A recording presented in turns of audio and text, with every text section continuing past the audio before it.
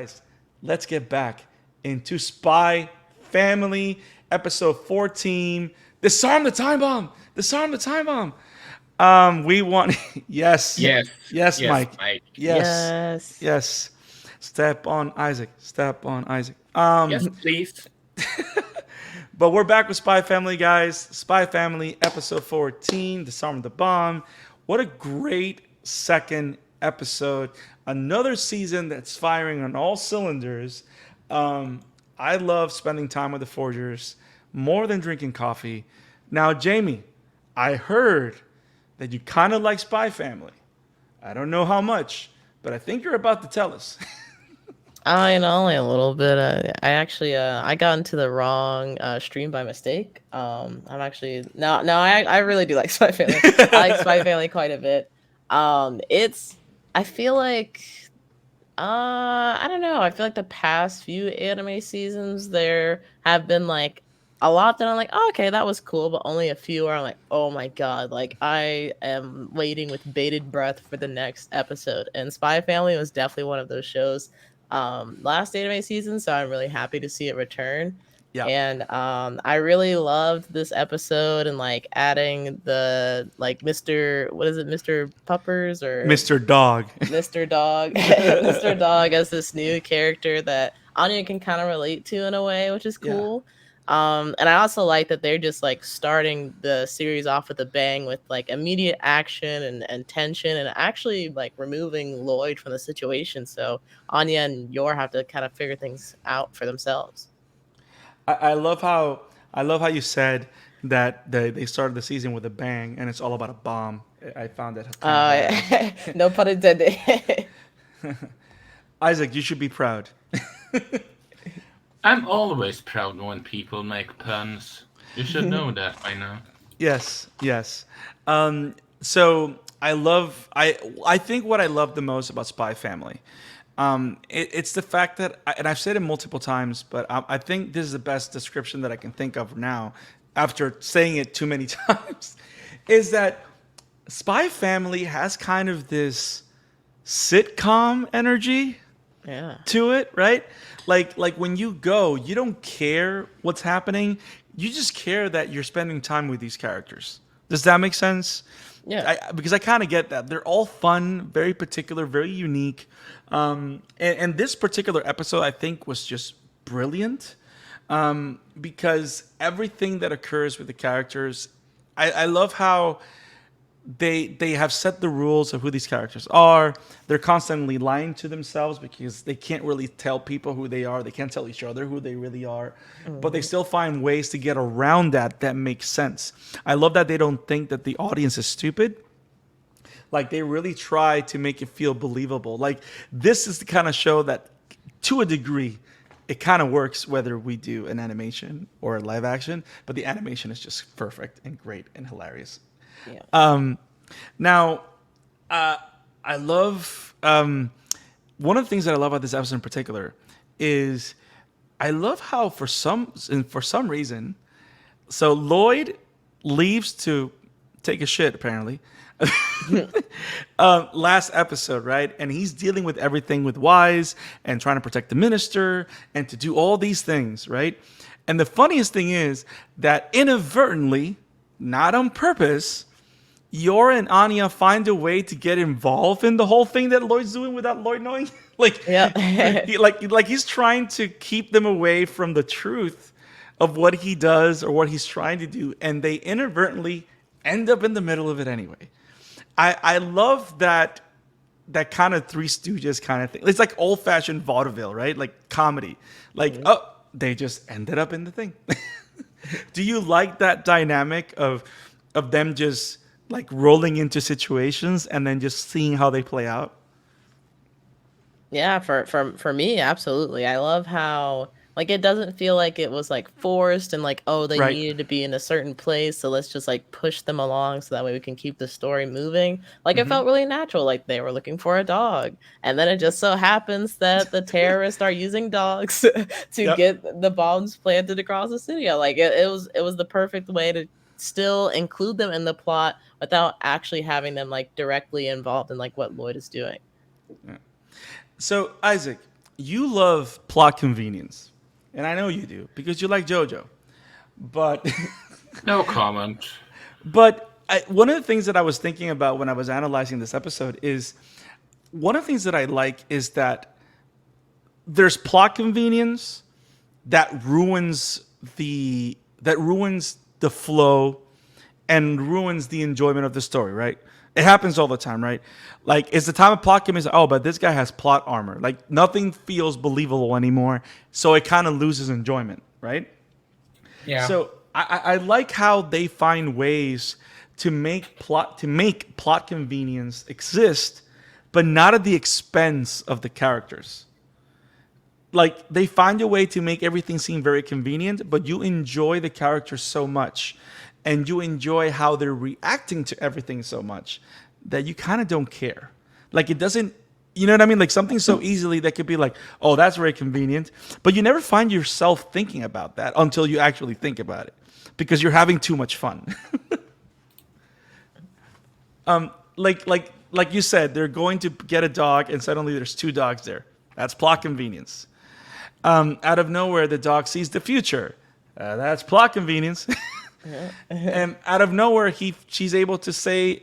By the way, I did find it hilarious that Anya was smart enough to be able to think about the toilet paper and to say something to Yor to run away.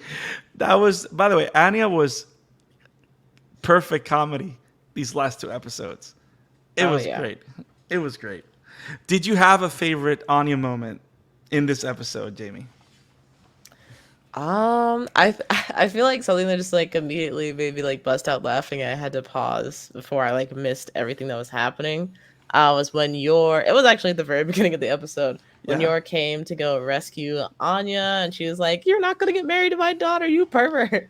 And she's like, "Yay, mommy!" And then the dog like tries to jump at Yor, and Yor just starts growling back and like makes this really scary grimacing face, and Anya's Yes. face just drops like, "Mom, I'm scared again!" Like, oh my god. I thought that was super funny, and I like I don't In know the what this manga, show would be like without Anya.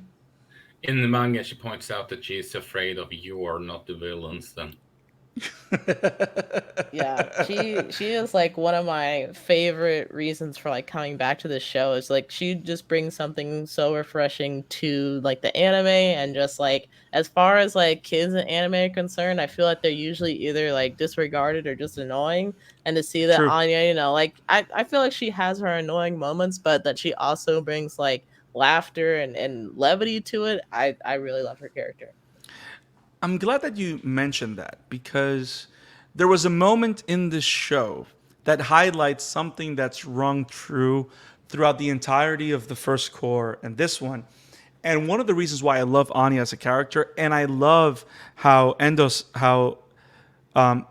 the creator, has built these characters, is because all these characters were built a certain way, presented a certain way, and he never tries to change them to fit the story, right? They're always the same characters, and they have like this particular developments as the story goes. And one of the things that I was reminded when Anya goes into the room through the little window and sees the bomb on the door, right? Mhm. And she looks at everything, and she goes, "But wait, I don't know how to disarm a bomb." Yeah. Like, that moment makes you go like, "Wait, she's just a child." I love how the show acknowledges Right. how I much. was Yeah. half expecting her to like try to disarm it. Yes. Yes. It's like I love how it doesn't pull a Hail Mary. Oh, she's out of nowhere gonna be able to do this. Yeah. And that's another moment where the plot convenience doesn't ruin the character because that allowed her to solve it the way a child would. Mhm. And I love how she's thinking about what is it? What's the name of the show that she wants? Bando Man or whatever. Oh yeah. Yeah. So she's looking at the wires. Oh, always on TV. So we're looking at the roots of the character that she loves all these spy shows and all that stuff, right? And she goes like, okay, normally when I see this, they cut the blue wire or the red wire. Oh no, they're all black. So it was hilarious, and I love the fact that she felt small, and it hurt, but at the same time, it's like, wow, we are acknowledging that this is a child. That not only that, there's a lot of deep stuff going where she's trying to avoid rejection Hmm. from her stepdad because she's been rejected all her life. Like there's a lot of stuff going on here that there's so many threads to pull that make it feel so real and grounded. And then suddenly, like a kid, because the thing about kids that's so interesting is that their emotions can change with a single flip of the switch, right? Depending on what happens. They're very excitable.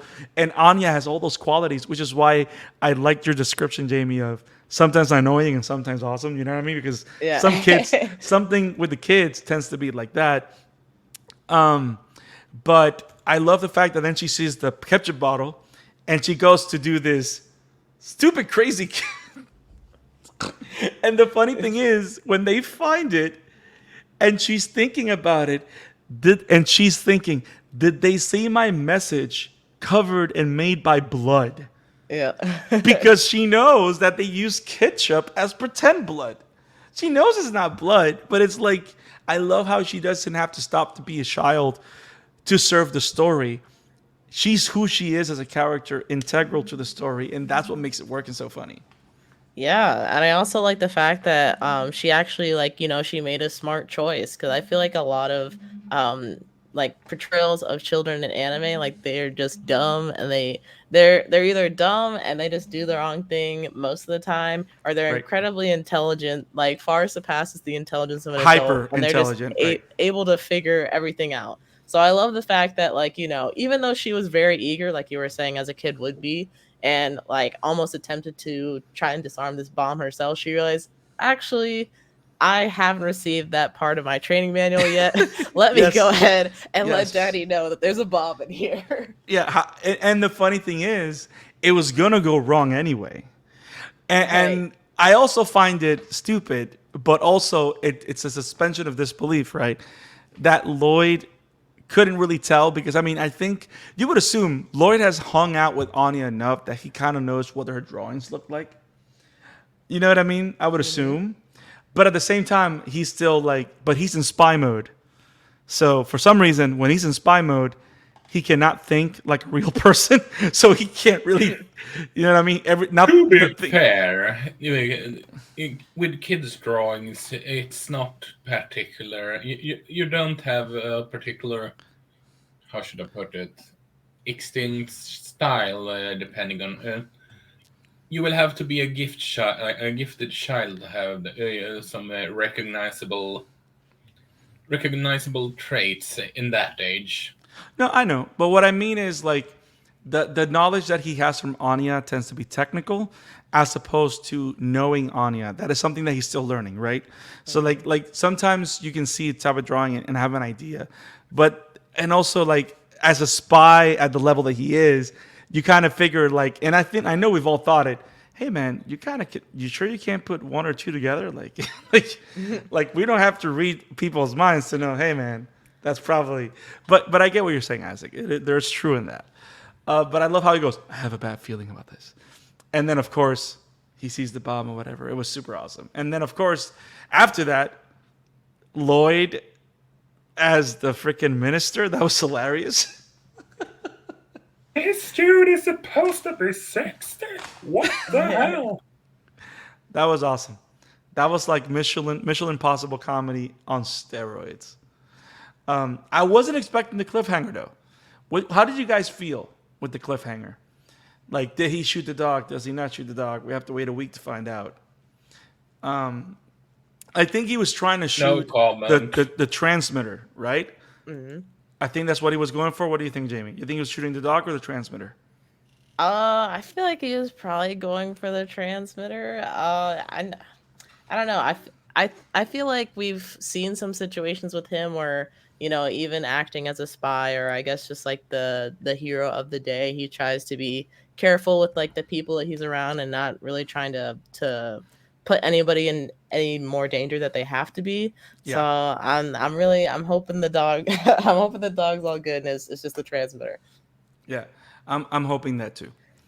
Now the last little bit that I would like to discuss, because I don't know if you guys noticed it, and it just blew my mind, which is the best kind of evolution that you kind of want on a show like this, and it's the fact that the way they grow the world and expand it is by introducing new characters, which again, that's how every show does it. But I love how, you know how sometimes you have a show that introduces a character and then you don't see them for like a season, or you don't see them, or they're there for just one arc and that's it, right? Hmm. Like the fact that we see yours brother again, but in a fashion that has nothing to do with the family. I love that he's part of the world now. So suddenly the world feels bigger. Like Yeah. the dog is part of the world now, and that feels bigger. The handler, we're seeing a lot more of her now. So now the world is bigger. So Hmm. I love how I want to see Four what more. dominatrix in the same season. What is? Oh, by the way, yes, that moment where she's like trying to get information from these people. Holy shit. She's a badass. Yeah, she was scary. Yeah. You know who she reminds me, Isaac? No. She reminds me of Madame Helsing. Yes. Yes. Like she has that presence. What was her name? Like Virginia or Victoria Helsing or whatever her name is? It was a long name. Brynja Helsing, I think it was Brynja or Yeah. Victoria. Oh. Yeah, but she's great. She's great. And I If kind you of haven't now seen Helsing Ultimate, I recommend it, Jamie. Although it's kind of brutal. Yeah, I think I remember seeing a little bit of it when I was in middle school, and my brother was watching it, and I'm like, oh my god, like what are you doing? And like, what are you watching? That looks so violent. He's like, oh, it's good. And then I don't think I ever revisited it, so it's definitely something I have to add back to my list. yeah, and the funny thing is the Helsing Ultimate is the best one, and it's like 10 movies. But they're all like an hour and a half. Imagine watching Sherlock, the BBC series in binge. That's kind of like Helsing feels like. But Mm, but they're pretty good. It's pretty okay, good. It's great for Halloween too. true. But yeah, I love how the world's expanding. I love the whole scene with the handler. I also like how they're kind of alluding the deep ties that she has with Twilight. So Hmm. I'm really kind of excited to see where that goes. I don't know. I love these characters. I love this show. Yeah, I'm right there with you. Isaac, anything else on Spy Family episode 14? Well, that it's hard to say that because I read the manga compared to you guys. But it's all I can say is I read the manga. And, I mean, facepalm. But all it's getting late. I have a good excuse, but what I'm trying to say is it's just a fantastic adaptation so far.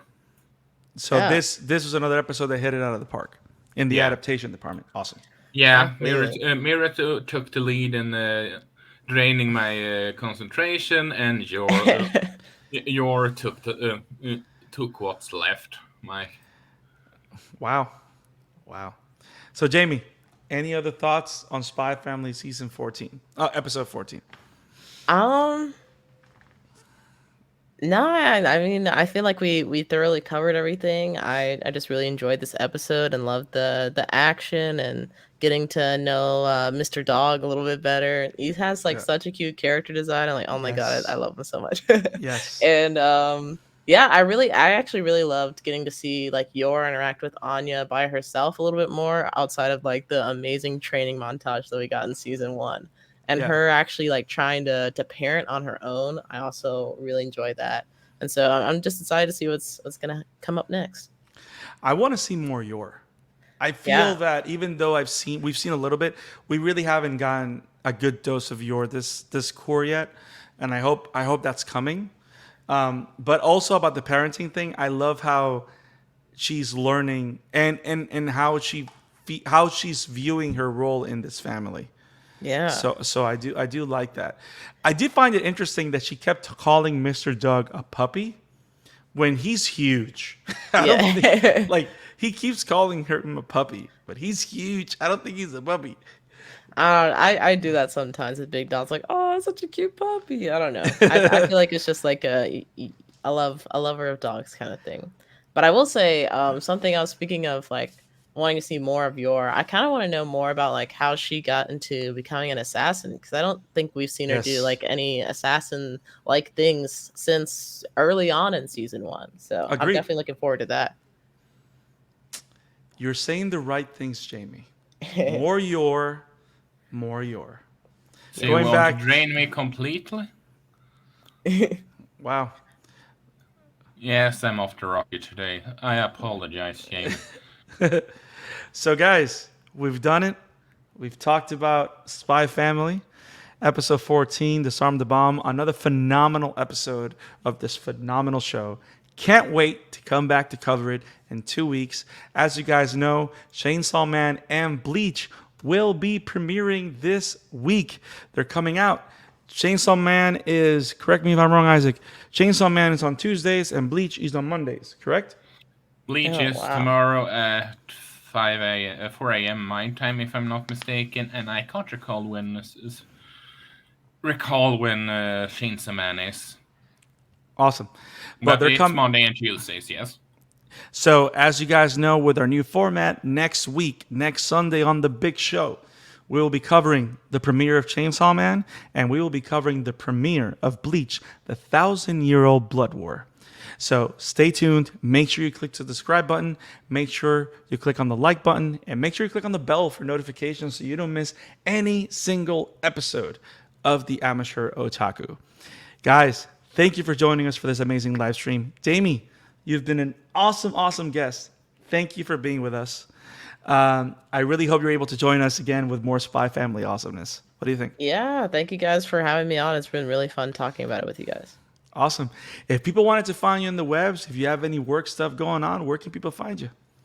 Definitely add swipe art for Twitter info, and it also has like a link to my link tree. I stream and post videos on YouTube as well. So there's a Awesome. whole bunch of places, but yeah, Twitter is definitely the easiest place to find all that stuff.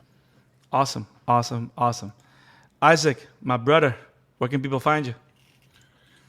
Well, first and foremost, since we are rounding down this episode, I thought we should check the poll, and now instead, and Jar got 40% of the votes, and Miracle got 60% of the votes, and it was 10 people voting. So The rabbit wins by a thigh.